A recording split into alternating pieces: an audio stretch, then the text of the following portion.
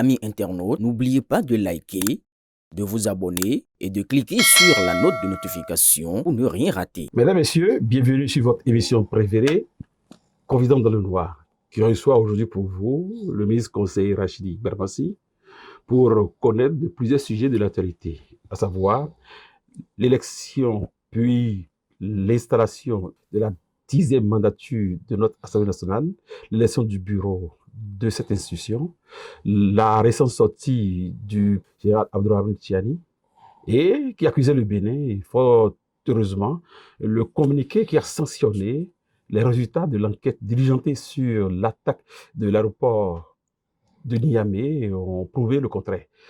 On va aussi évoquer avec notre invité la situation qui a rapport au taux de participation aux récentes élections et comment le système en place compte et travailler à ce que pour la présidentielle, il y ait plus de participation à ces élections. Trois grands sujets que nous allons débattre ensemble avec notre invité et que je vais remercier déjà de nous consacrer ce temps. Honorable Rachid Barmassi, je dis ministre conseiller Rachid Barmassi, merci d'être de notre aujourd'hui. Avant de vous remercier, M. Ambakatakou, et merci pour tout ce que vous faites pour le peuple béninois. Et tout simplement, je dis, Béninois libéré est une fierté nationale. Merci, monsieur le vice-conseiller. L'Assemblée 10e mandature a été installée, le bureau élu. Vous n'étiez pas au perchoir comme vous le souhaitez, vous, cadre imminent du bloc républicain. Quel sentiment cela vous évoque aujourd'hui? Cela appelle de votre part de voir un bureau dans lequel, même si le BA est présent, ce qui n'est pas à la tête du bureau de l'Assemblée nationale. Bon, permettez-moi avant tout propos de saluer la maturité politique du peuple béninois souverain. Le peuple béninois vient de surprendre positivement le monde entier.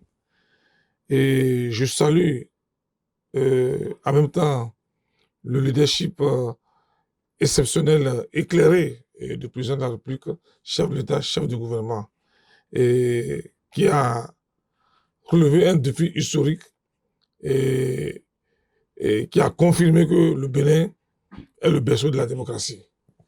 C'est vrai, l'Assemblée nationale actuelle reflète de la configuration politique du pays. Et c'est vrai, je regrette également, parce que je suis membre, je fais partie des barons du Bloc républicain, et je vais souhaiter que ce soit le Bloc républicain qui dirige la 10e législature, mais les électeurs ont décidé autrement. En tant que républicains, en tant que légalistes, nous nous soumettons au verdict du peuple béninois. C'est vrai, le Parlement actuel est dirigé par un homme de vision, un homme d'une intelligence extraordinaire, gardien de nos tests, mémoire de nos tests. Et je pense... Il a été gardé comme président de la Cour constitutionnelle, mais aujourd'hui il est président de l'Assemblée nationale. Oui, bien, il est président de l'Assemblée nationale, mais c'est un homme de réforme. Alors, en tant que député, moi je suis député des réformes.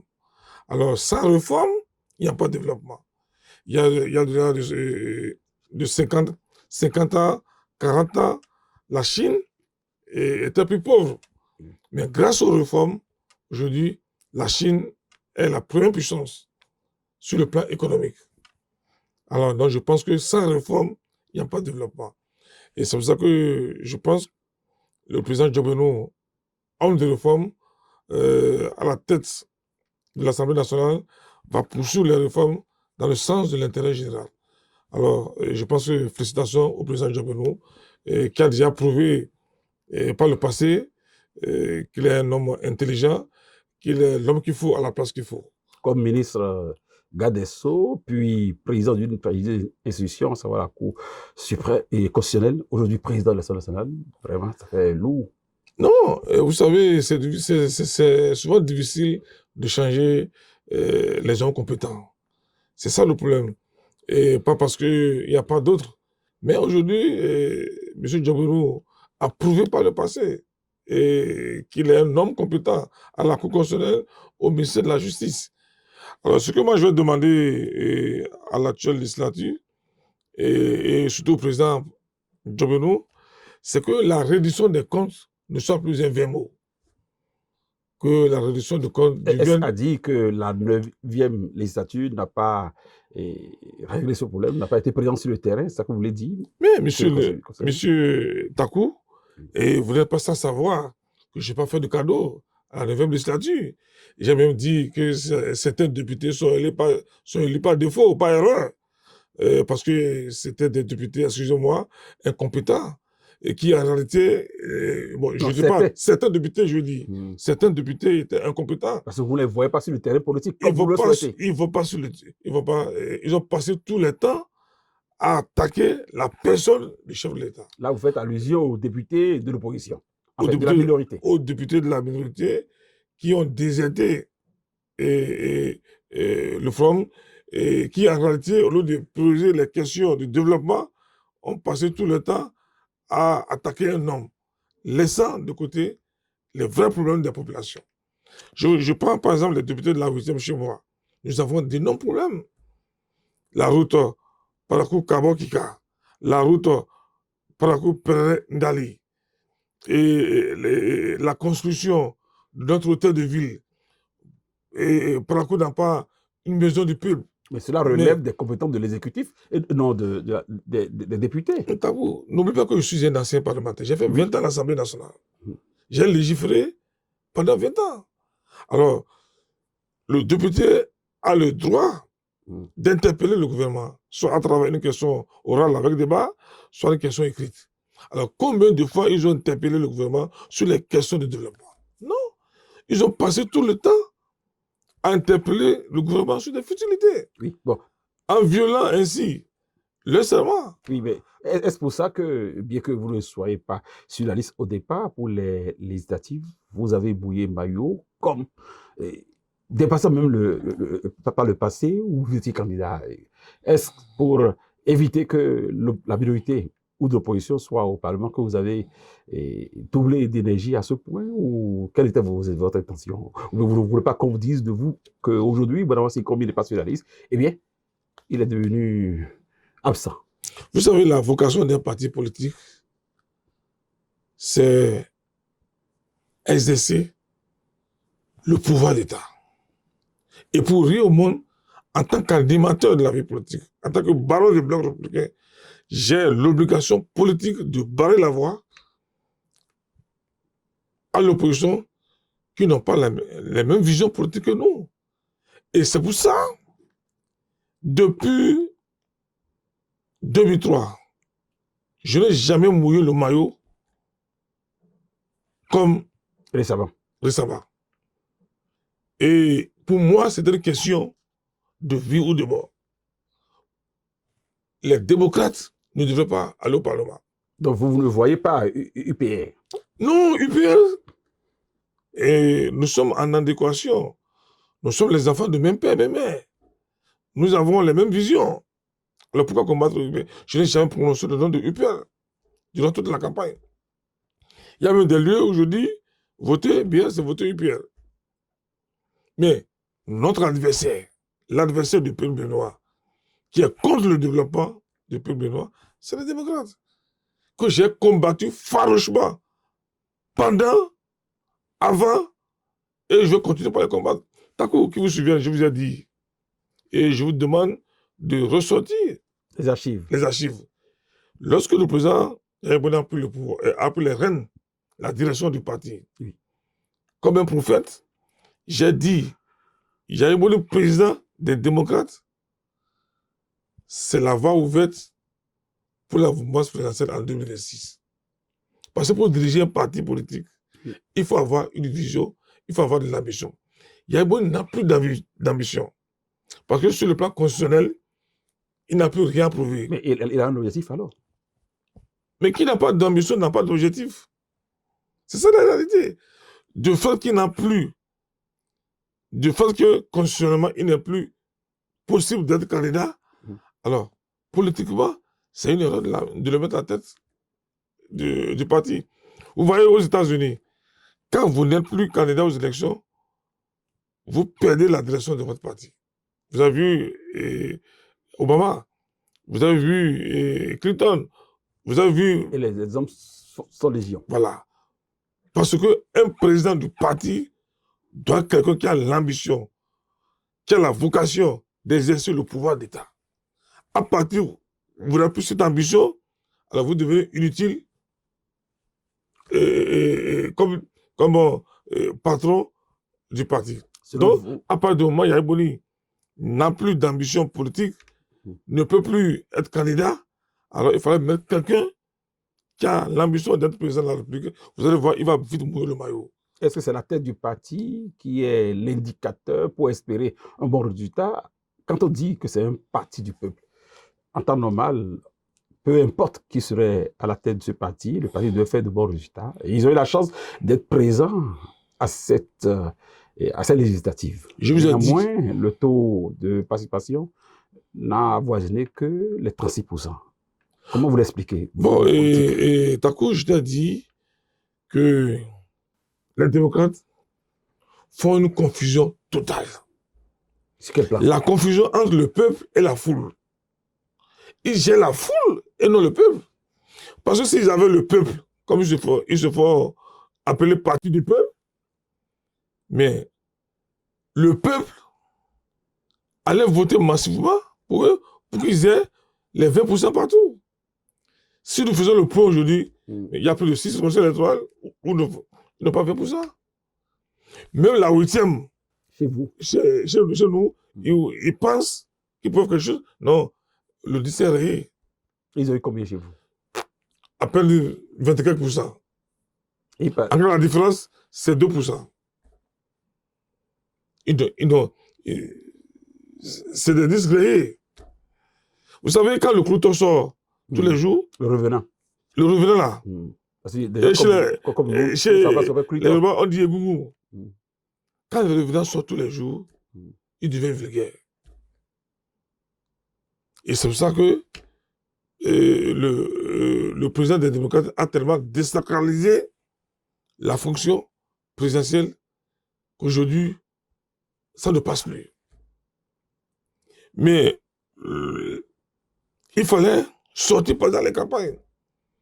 Moi, j'ai fait tous les villages, les hameaux. J'ai pratiqué les voies qui sont complètement impraticables, dégradées. Oui, bien. Aujourd'hui, je fais les faits. Oui, vous avez souhaité que le président Yahi sorte durant les campagnes relatives à ces élections-là? Mais si sortait, ça ne va rien donner. Parce que les populations tournaient dos. Mais Takou, après vous oubliez là, en tant que ministre conseiller,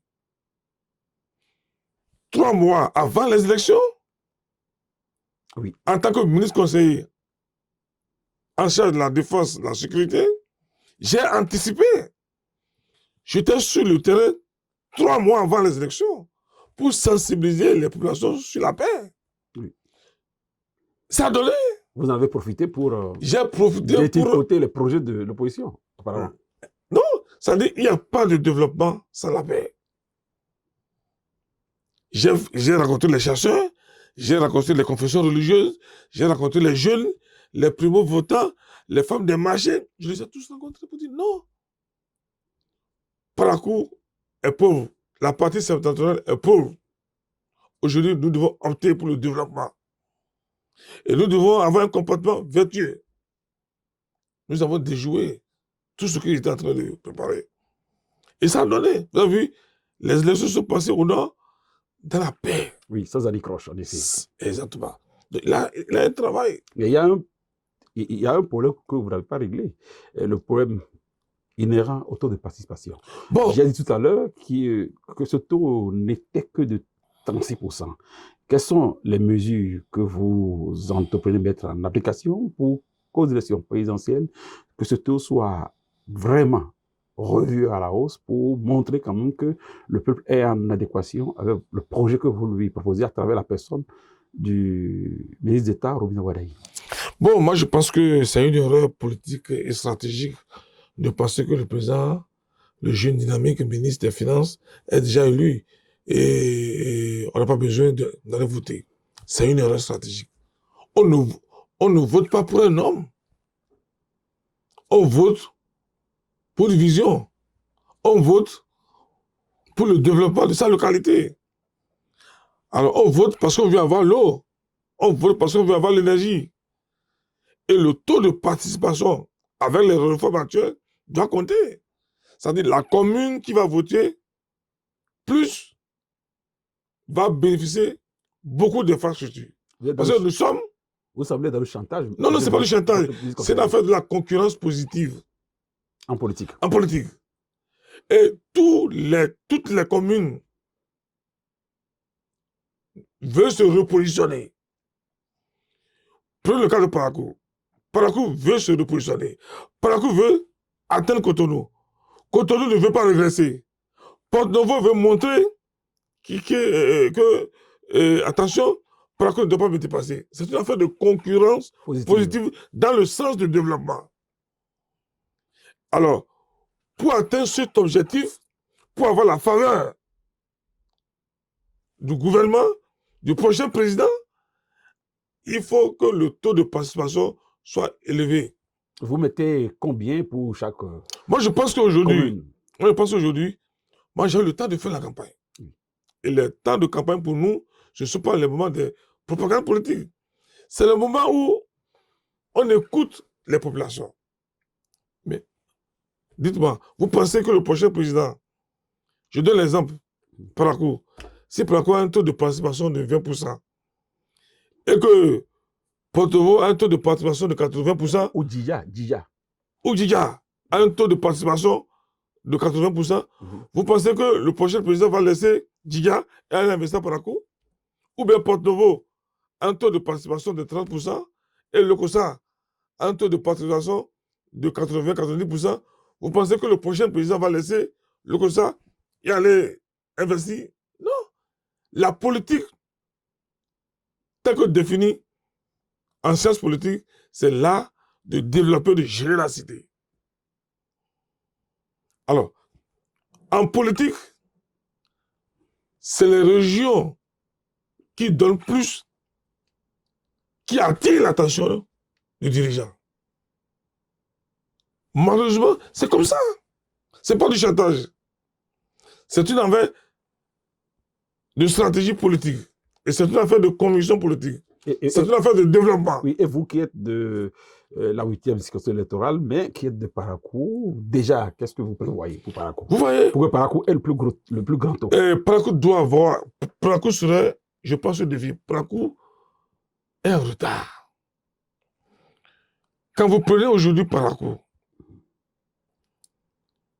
Porto-Novo a déjà son hôtel de ville. Cotonou a son hôtel de ville. Parakou n'a même pas démarré. Vous prenez la route Parakou-Kabo-Kika, c'est impraticable. Parakou attend beaucoup de choses. Alors, si Kandi a un taux de participation plus élevé, oui. Kandi va ravir la vedette à Parakou. Vous savez, permettez-moi de ne pas avoir, de ne pas faire de l'hypocrisie politique, d'être honnête. À l'heure des réformes, je ne parle pas des élections de 1960 jusqu'à Yaïboul 1, Yaïboul 2. Je parle des réformes actuelles. Takou, c'est la région qui va donner qui va donner retenir l'attention du prochain président. Oui. Monsieur, ça, oui. Je n'ai pas besoin de faire son monde, de faire la science pour savoir ça. Monsieur le vice-conseiller, vous êtes à croire que c'est d'office le ministre Tawaraï qui sera élu. Vous ne faites pas allusion à l'opposition incarnée par Paul Orumpé. Paul Orumpé qui, s'il recevait l'assentiment de l'opposition, pourrait quand même battre votre candidat. Non. Et c'est là que je dis à la mouvance présidentielle que j'appartiens de ne pas dormir et dire que c'est gagné d'avance. Et c'est pour cette raison politique stratégique que je demande aux acteurs de la mouvance présidentielle, aux partis de la mouvance présidentielle, au mouvement soutenant le candidat la mouvance présidentielle, de sortir massivement, sensibiliser les populations pour qu'au moins le taux de participation soit à 80%. C'est possible. L'impossible n'est pas béninois. Moi, je ne suis pas un homme politique Et ce taux, qui a l'habitude de sous-estimer un candidat. Non. Fut-il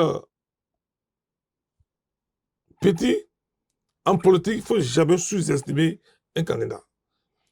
Même Hunkwe, je le prends très au sérieux. Vu l'expérience politique que j'ai, je ne vais pas dormir pour dire c'est gars d'avance. Je veux travailler. Notre conviction, c'est de faire en sorte que le prochain président de la République ait au moins minimum 80%. Et c'est possible. Parce que d'abord, nous avons donné au peuple béninois le candidat espéré. C'est un jeune. Et quand vous prenez les primo-votants d'un coup, ils n'ont connu que le président Talon. Ils n'ont connu que le président Talon. Et ils ont plus d'1 million. Et moi, je travaille déjà avec les primo-votants. Donc, Wadahi, c'est un homme de réforme. C'est le gardien de nos finances. Wadahi, c'est l'homme qu'il faut à la place qu'il faut. Sinon, j'avais dit à l'époque, après le président Patrice Talon, que je serais candidat. En effet. Parce que j'ai l'expertise politique, j'ai la compétence politique. Je pouvais. Mais le prochain défi n'est plus un défi politique. C'est un défi économique, financier. Aujourd'hui, là, à partir du moment où la Chine, les États-Unis font la guerre économique, il faut un homme pour sécuriser notre économie. Et c'est pour ça que je dis, Wadahi, c'est l'homme de la situation. C'est une candidature qui s'impose à nous. Oui, alors il faut avoir l'honnêteté intellectuelle, l'honnêteté politique pour renoncer. C'est pour cette raison que moi j'ai renoncé. Sinon, dites-moi, ceux qui sont présidents ailleurs, encore sont plus intelligents que moi. Mais pour l'amour que j'ai pour mon pays et pour la réalité, on a vu que Wadahi, c'est l'homme qu'il faut à la place qu'il faut. Et nous devons le soutenir. Monsieur le ministre conseiller, nous n'allons pas vous laisser le temps de faire campagne pour un candidat. Nous allons évoluer un peu plus en haut pour voir la situation au Niger. Au Niger, récemment, l'aéroport a été attaqué par des djihadistes. Dans un premier temps, le président nigérien a fait état de ce que ce sera le Bénin, la Côte d'Ivoire, la France. Mais très vite, il a été mis en déroute par les résultats de l'enquête diligentée à cet effet, l'enquête résumée dans le communiqué du ministre de la Justice du même pays et qui oriente plutôt les soupçons au niveau aussi bien des Nigériens que des Burkinabés. Vous qui avez suivi ces épisodes, qu'est-ce que cela vous explique? Bon, M. Takou, je pense que vous faites allusion au dernier développement, au communiqué rédigé par le ministère de la Justice nigérienne. La quintessence de ce communiqué vient tout simplement nous rappeler la maxime populaire du président Mathieu Kérékou qui nous a toujours dit « Celui qui n'a pas fait l'enquête n'a pas droit à la parole ». Ils ont même dit que c'est le terrain qui commande. Et c'est pour ça que j'ai dit, en droit, c'est celui qui accuse qui apporte les preuves. Je crois, vous savez, M. Dakou, depuis un certain moment, depuis que le président Tchani prononce des insanités contre notre pays, je n'ai jamais réagi. Oui. C'est la première fois que j'ai réagi. Ça va m'étonner certains. Ça va m'étonner certains. Je réagis pour la première fois parce que on ne peut pas accuser notre pays, notre président, de sponsoriser les terroristes. Est-ce que vous savez la gravité de ce qu'il a dit par rapport au partenariat au développement, par rapport au bail de fonds? On veut, de par sa maladresse communicationnelle, on veut pousser le Bénin. Jeter l'opprobre sur un pays. On veut jeter l'opprobre sur un pays. On veut classer le Bénin comme sur la liste rouge. C'est dangereux. Et c'est pour cette raison que je suis sorti. Vous savez, le président Tchani n'a pas fait preuve d'un officier supérieur, d'un général. La lucidité d'un homme. Il est émotif. Alors, sur le plan stratégique, sur le plan opérationnel, sur le plan communicationnel, il est passé côté. Alors, il se substitue au juge pour désigner des coupables. Les coupables. Donc, normalement, ce qu'il devait faire, c'est de faire le constat, apaiser le peuple et remettre le dossier à la justice. Il revient à la justice, à charge ou en décharge, de faire les investigations et de situer la responsabilité. Il a parlé, il a parlé, il a accusé. Il a accusé. Et le communiqué. Et le communiqué. Le désavoue. Le désavoue. Si vous êtes à sa place, quel serait votre comportement? Non, il doit être un... M. Tchani n'a pas le sens de l'État. Gouverner, c'est prévoir. Gouverner, savoir, c'est savoir maîtriser ses émotions. Mais je vous donne un exemple. Le président Talon, le 7 janvier, a été victime des attaques.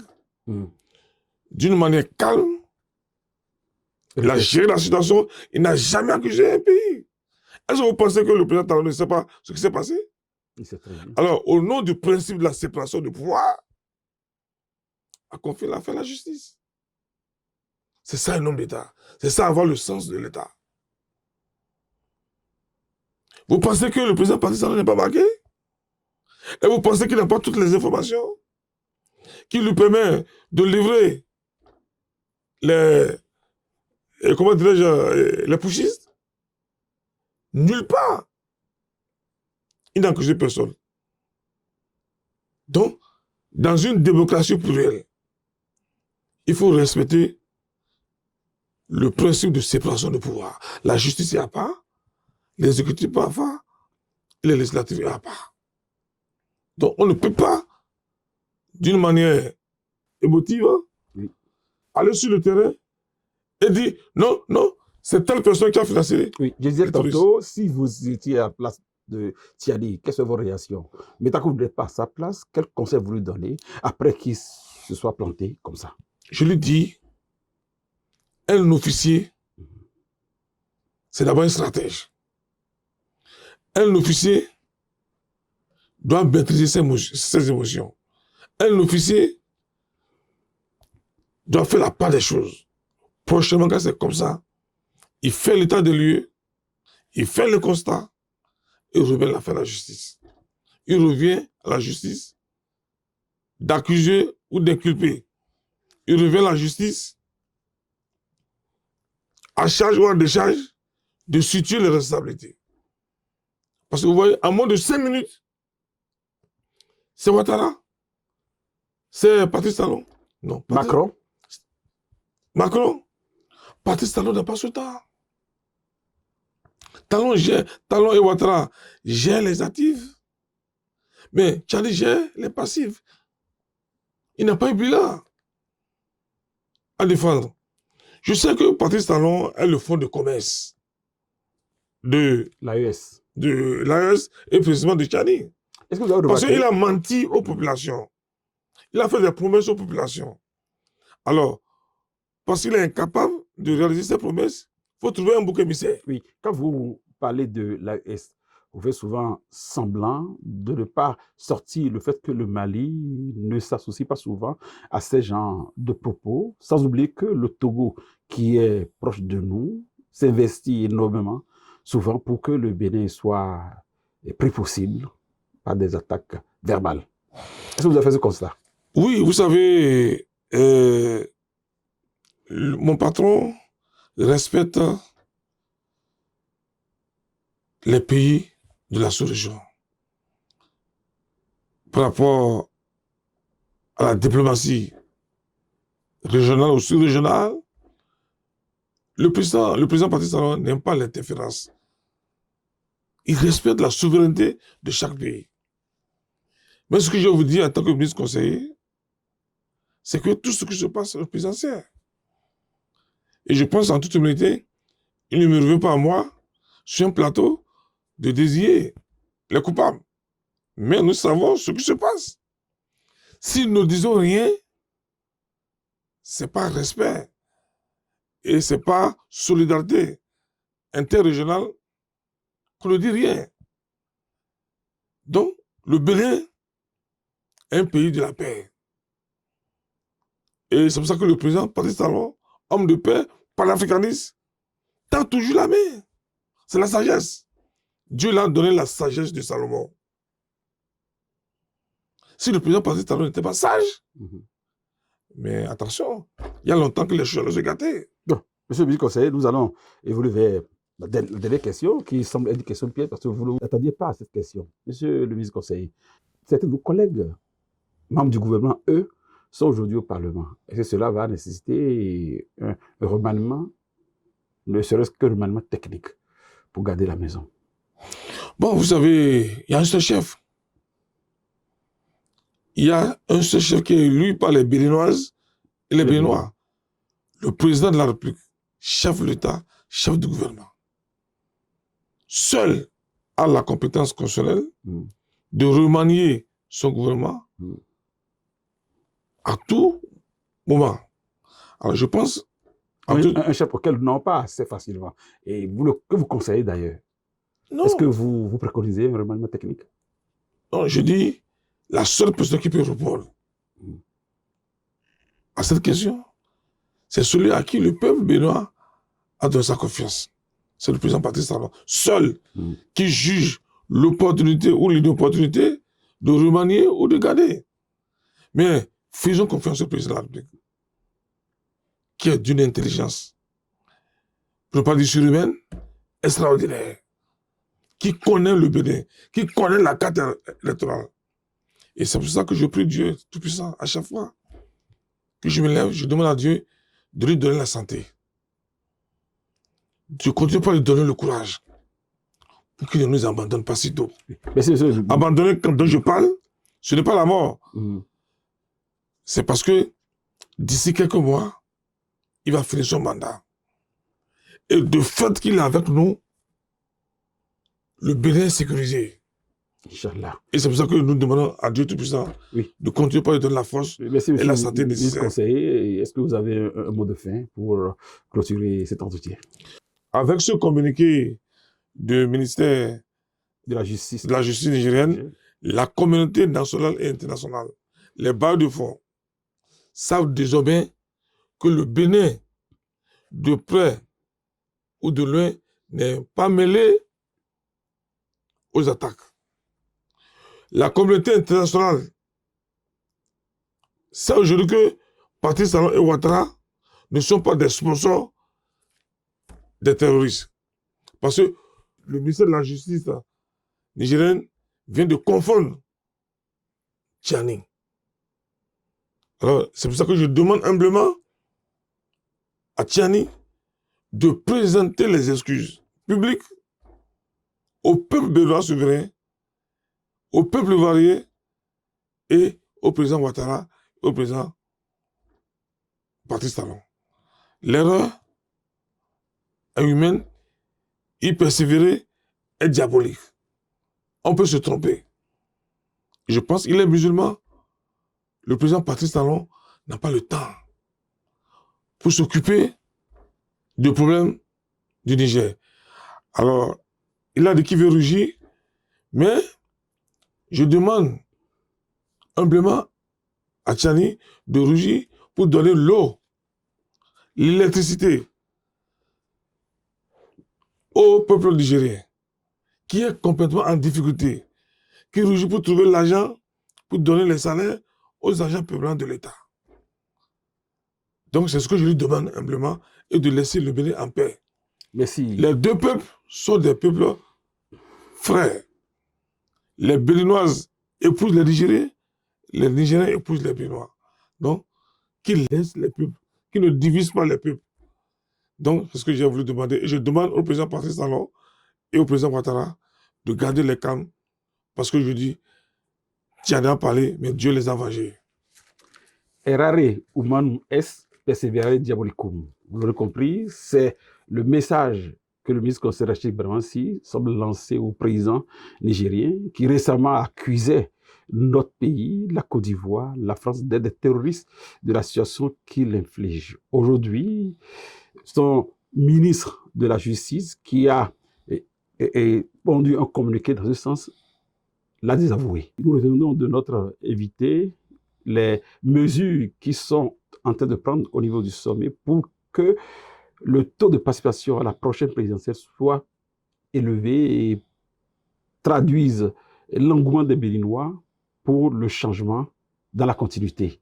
Il a souhaité, ou du moins il a dit, que prochainement, seules les communes qui auront produit un fort taux de participation qui vont retenir l'attention de la nouvelle gouvernance dans la continuité.